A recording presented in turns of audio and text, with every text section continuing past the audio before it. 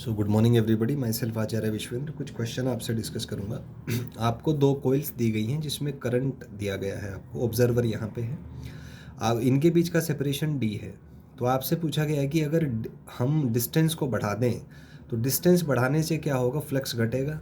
Flux घटेगा तो current उस तरीके से इंड्यूस होगा कि फ्लक्स को बढ़ाए।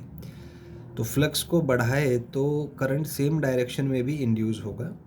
तो दोनों ही कोइल्स में करंट बढ़ जाएगा, जिससे उनके थ्रू मैग्नेटिक फ्लक्स भी बढ़ जाए। तो अगर हम इसको डिस्टेंस को बढ़ा दें तो दोनों कोइल्स में ही करंट आपका बढ़ जाएगा। नेक्स्ट क्वेश्चन है, अगर मैग्नेटिक फ्लक्स कांस्टेंट है तो इंड्यूस ईएमएफ जीरो हो जाता है, ये हमें पता ही है। नेक्स्ट है ये मोशनल ईएमएफ का कॉन्सेप्ट है, तो मोशनल ईएमएफ आपका बीवीएल हो जाएगा। तो हमें पता है कि जो मैग्नेटिक फील्ड है वो पोल्स पे मैक्सिमम होता है और इक्वेटर पे मिनिमम होगा। तो इसका मतलब जो इंड्यूस ईएमएफ है वो भी पोल्स पे आपका ज़्यादा आएगा।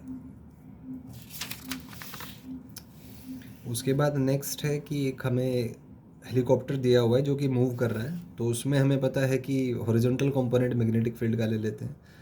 तो इंड्यूस ईएमएफ आपका भी हॉरिजॉन्टल V/H आ जाएगा। तो इसके वैल्यूज़ रख के आपका ईएमएफ 0.15 वोल्ट आ जाएगा। नेक्स्ट क्वेश्चन है, एक कोयल आपको दिया हुआ है और एक दूसरा कोई कंडक्टिंग लूप है जो v वेलोसिटी से इधर मूव कर रहा है। तो हम देख सकते हैं कि इस करंट कैरिंग वायर की वजह से यहाँ पे magnetic field down the plane होगा और इसका वेलोसिटी क्योंकि इधर है, इसका मतलब है डिस्टेंस बढ़ेगा। तो डिस्टेंस बढ़ने से फ्लक्स घटेगा। तो जो इंड्यूस करंट है वो फ्लक्स को बढ़ाना चाहेगा, तो इसका मतलब है करंट जो है वो क्लॉकवाइज डायरेक्शन में आएगा, सो दैट मैग्नेटिक फ्लक्स यहाँ पे बढ़ जाए। क्वेश्चन नंबर 17 है, इसमें है कि अगर एक कंडक्टिंग रोड इस तरीके से मूव कर रहा है कि BV और L म्यूचुअली परपेंडिकुलर हैं, तो उसमें इंड्यूस ईएमएफ BVL आ जाएगा।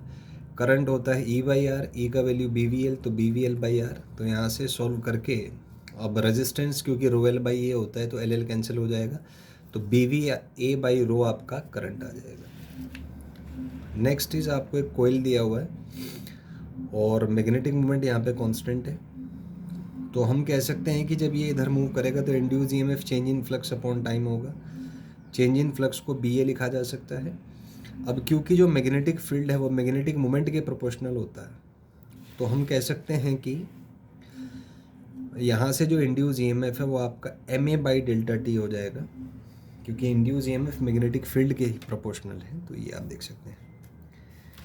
उसके बाद नेक्स्ट एक क्वेश्चन दिया हुआ है आपको जिसमें एक एरोप्लेन है जो कि इस तरीके से मूव कर रहा है। तो एरोप्लेन का वेलोसिटी इधर है, तो अगर इसका वेलोसिटी इधर है तो हॉरिजॉन्टल कंपोनेंट से तो मैग्नेटिक फील्ड आएगा नहीं, क्योंकि परपेंडिकुलर वाले तीनों फील्ड्स लेने होते हैं। तो वर्टिकल फील्ड ऐसे होगा, लेंथ ऐसे है, वेलोसिटी ऐसे है, तो इंड्यूस ईएमएफ आपका B vertical × L × V यहाँ से सोल्व होके आ जाएगा।